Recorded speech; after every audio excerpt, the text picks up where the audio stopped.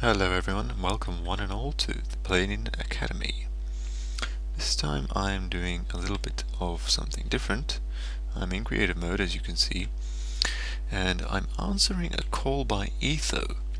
He needed something worked out, and I think I may have the beginnings of a solution.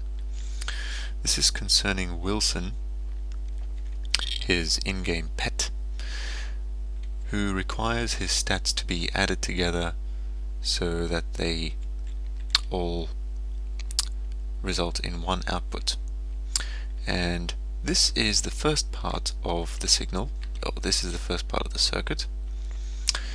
What happens here is that the signal strength here represents the statistic we are talking about. So for example, this might represent hunger. So in this case he is fully satisfied. As we can see, this would be the addition side, this would be the subtraction side. Here the addition side has a signal strength of 2.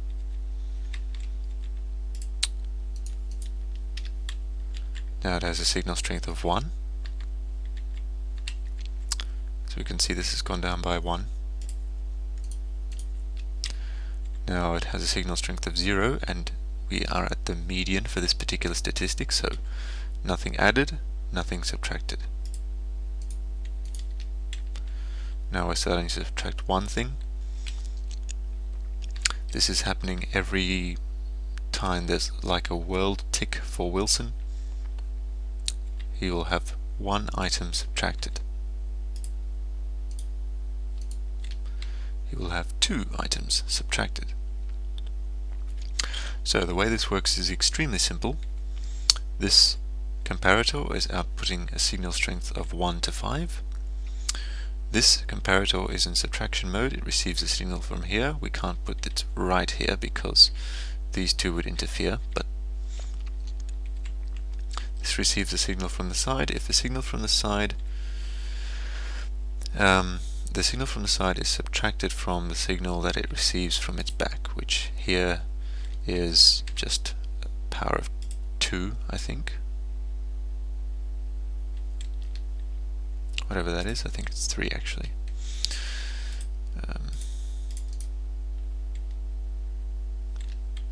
It's 2. No, it is 3. Don't even know my own circuit.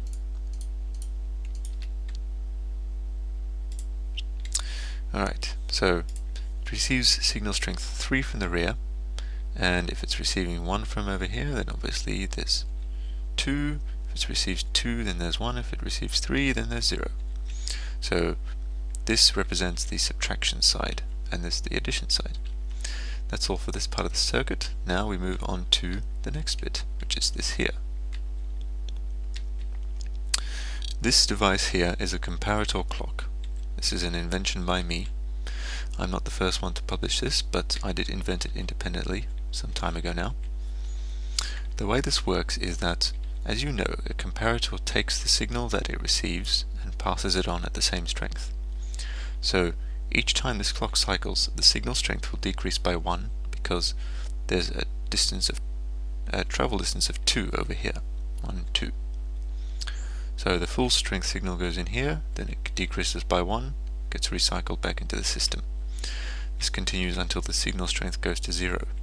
So if you think the full strength of a redstone signal is 15, if we put a signal of 15 into this block here, the clock will cycle for 15 times 4 ticks, which is 60 ticks.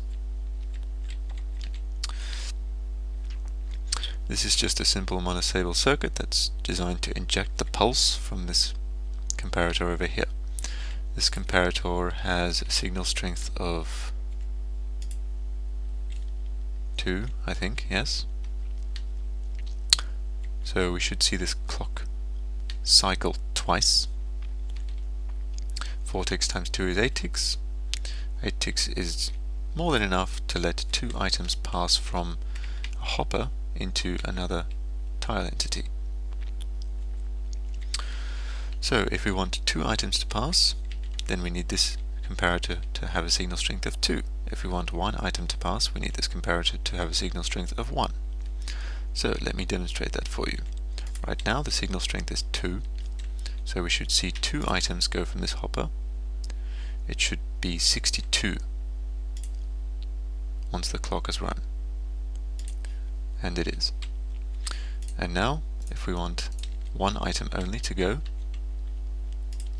again there's 62, we run the clock, one item is passed into this dropper. So this is a simple way of allowing the clock to run for a length of time depending on how strong the signal it receives is.